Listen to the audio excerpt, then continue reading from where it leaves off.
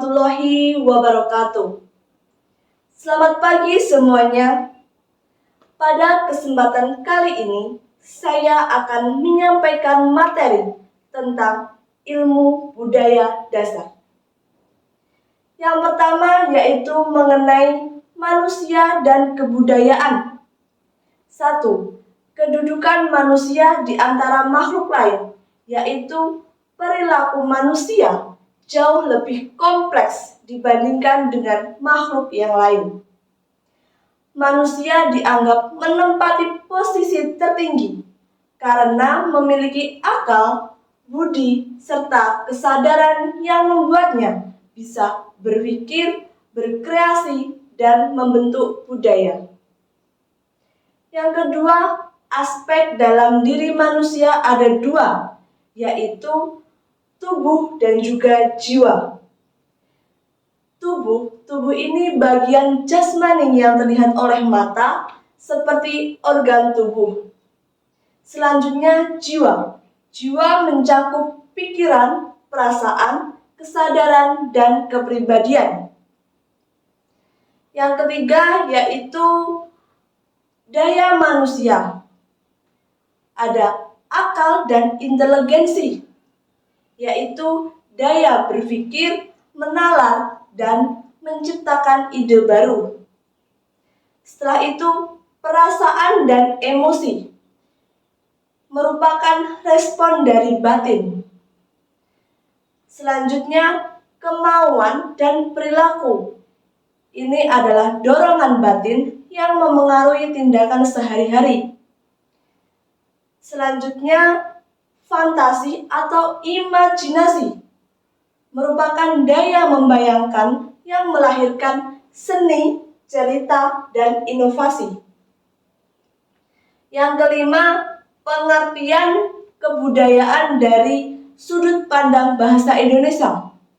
Kata kebudayaan berasal dari bahasa Sanskerta, yaitu budaya, yang berasal dari kata budi, yang artinya akal atau budi. Berarti kebudayaan adalah segala hal yang lahir dari olah budi manusia. Yang keenam, wujud kebudayaan. Ada kebudayaan badaniah atau kebendaan, berupa hal-hal nyata yang bisa dilihat, disentuh, dan dirasakan. Misalnya seperti pakaian adat, rumah tradisional, alat musik, dan karya seni. Selanjutnya, kebudayaan rohaniah atau non-benda. Ini tidak berwujud fisik, hanya bisa dirasakan. Contohnya adalah norma, adat istiadat, kepercayaan, dan nilai-nilai dalam kehidupan. Setelah itu ada keindahan. Kata indah berarti bagus, elok, cantik, molek atau permain. Sesuatu yang dianggap indah biasanya tampak dalam karya seni.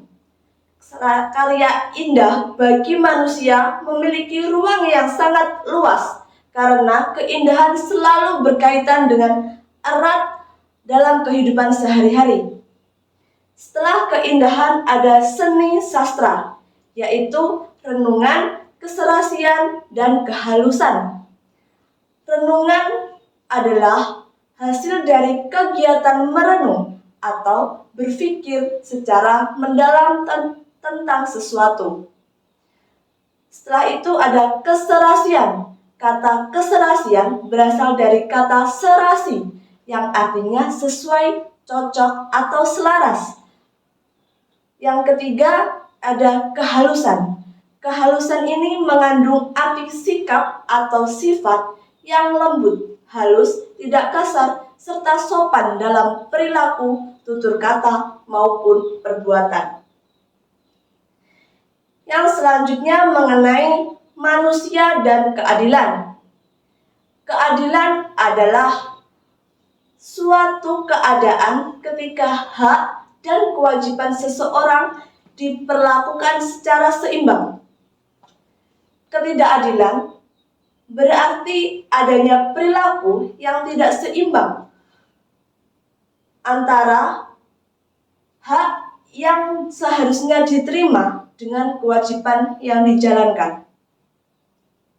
Setelah itu ada kejujuran. Kejujuran adalah sikap berkata atau berbuat sesuai dengan suara hati nurani yang dilandasi kesadaran moral dan integritas yang tinggi. Yang terakhir ada kecurangan. Kecurangan identik dengan ketidakjujuran, yaitu mengatakan atau melakukan sesuatu yang tidak sesuai dengan hati nurani maupun kebenaran. Setelah itu, pandangan hidup. Pandangan hidup adalah cara seseorang menilai, memahami, dan menafsirkan arti kehidupan.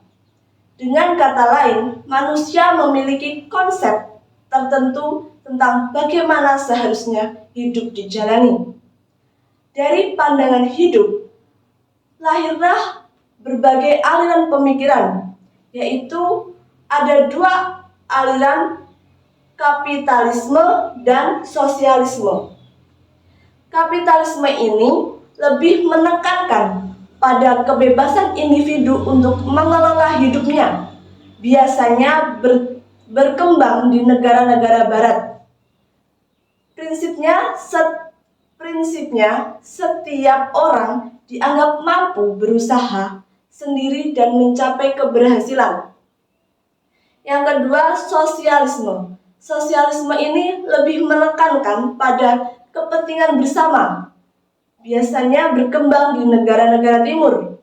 Pandangannya, manusia dasarnya adalah makhluk sosial yang baik, sehingga perlu mengutamakan kesejahteraan umum.